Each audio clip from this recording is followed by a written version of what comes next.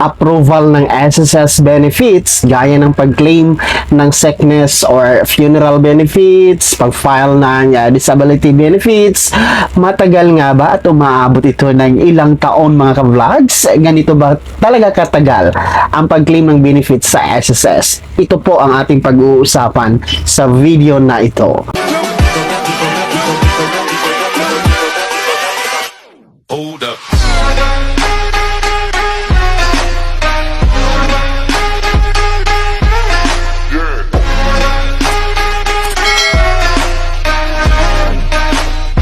Hello mga ka-vlogs, saan ka mang dako sa mundo, welcome dito sa aking YouTube channel. And kung bago ka pa lang dito at nais mo mga informative content na narito sa aking channel, ay maaari nyo pong i-click ang ating subscribe button pagkatapos mong panoorin ang video na to at maaari ka maging miyembro dito sa aking channel. Sa pamamagitan ng pag-click ng join button, mamili ka ng mga perks na nais mo mga ka-vlogs.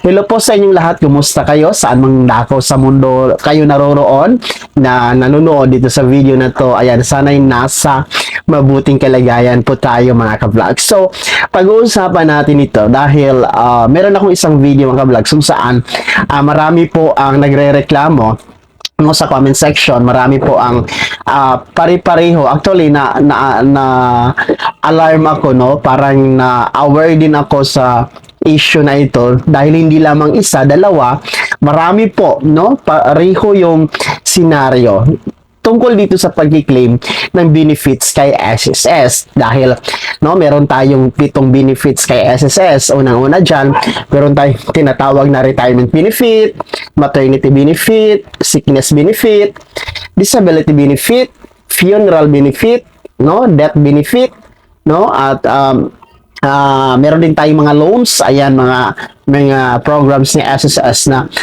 benefits po sa pagiging miyembro kay SSS. So, meron kasing maraming senaryo, maraming reklamo hinggil dito sa pagpa-file ng mga benefits. Halimbawa, itong disability benefits, sickness benefit, itong pag-file ng retirement, pag-claim ng funeral or death benefit mga ka-vlogs na umaabot ng ilang taon, umaabot ng 1, 2 taon, 8 buwan, yung proseso, tapos walang matinong kasagutan or result, update ang SSS. So, marami.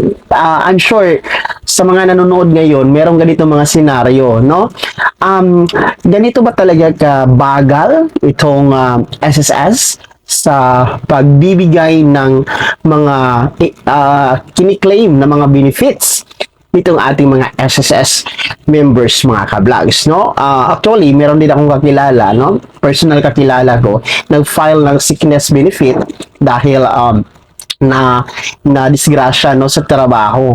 Pero alam nyo, napakatagal talaga ng approval ng proseso ng pag-claim niya. Umaabot ng more than year mga ka-vlogs, ganun katagal. So pinag-uusapan natin ito dahil alam naman natin si SSS, mga taga-SSS ay todo inganyo, todo sa pag-convince sa mga ka-vlogs natin na hindi pa miyembro na magpa-miyembro dahil binibida po nila yung mga benefits, binibida po nila yung mga makukuha sa pagiging miyembro sa SSS. Ika nga ng kanilang tagline na kapag may SSS ka or sa SSS, protektado ka.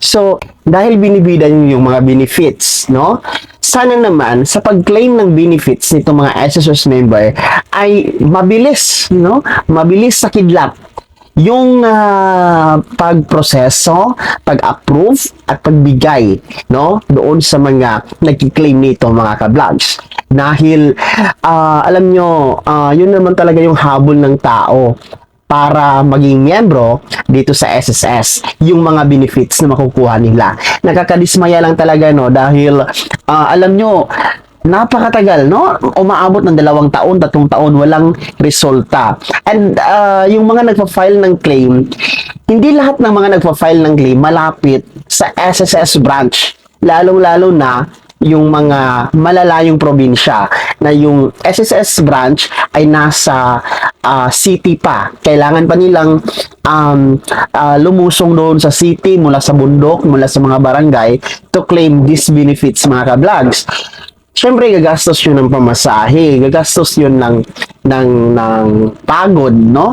Yung effort, yung pamasahe, yung time, napabalik-balikin mo yung tao doon sa SSS branch, tapos walang update, no? Meron ngang nagko-komento or nagbigay ng komento na hinayaan niya na lang, no? Sa sobrang inis niya at sa sobrang napapagod na siya sa pag-follow up sa SSS branch ay hinayaan niya na lang, no? Hindi niya na follow up kasi nagsawa na siya at saka walang update.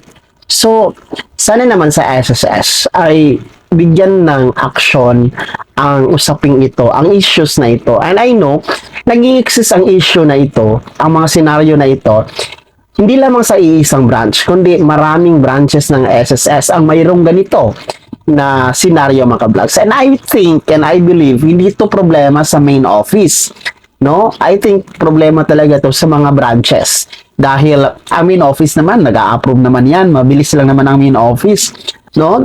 Baka sa branches, I believe, sa branches nangyayari ang mabagal, no? Usad pagong na proseso. No? Meron kasing mga staff, no? Hindi naman lahat, pero mayroong mga staff, may mga managers sa mga branches na patulog-tulog lang, chill-chill lang, no? Mabagal talaga umaksyon sa mga hinaing concerns, no? Pag mga files ng mga SSS members. So sana'y dapat tumunan ito and maging mapaabot sa SSS ang usapin na ito dahil nakakaano ito, no? Nakaka-dismaya, discourage bilang miyembro ng SSS. So, kayo mga ka-vlogs, meron ba kayong ganitong senaryo? Yung mga meron kayong kiniklaim sa SSS na benefits, tapos umabot ng ilang buwan, taon, at wala pang update, matagal na-approve. Ayan, ano po yun mga ka-vlogs, no? Maaari nyo bang i-komento sa comment section na nasa baba kung ano po yung final nyo, gaano katagal, no? Gaano katagal bago yan na-approve or hindi ba yan na-approve, no? I-comment nyo sa comment section na nasa baba. Pakilakipan ang inyong buong pangalan at kung taga saan kayo mga ka-vlogs dahil sisikapin natin na mapaabot ito sa SSS. At least man lang, no? Nakikita talaga ng SSS na mayroong ganitong mga senaryo, problema na dapat ayusin, no? Sa kanilang hanay mga ka-vlogs. Sana'y naging gabay ang video na to kahit paano nabigyan tayo ng idea at kaalaman na papag-usapan natin ang mga ganitong issues mga ka-vlogs, no? Na may kinalaman po, no, sa pagiging miyembro dito sa Social Security System or SSS. Kung hindi ka pa nakasubscribe dito sa aking YouTube channel, maaari nyo na pong i-click ang ating subscribe button na nasa baba. Huwag nyo kaligtaan na i-turn on ang notification bell, ilagay mo sa all para updated ka sa lahat ng mga videos na i-upload ko. Maaari mo ding i-like ang video na to. Kung meron kang mga katanungan, maaari nyo komento sa comment section na nasa baba. And you can follow me sa aking official Facebook page na nasa screen niyo. Muli po ito si Daniel Timpawa na nagsasabing dito sa aking YouTube channel, Pawang Katotohanan at lahat totoo lamang.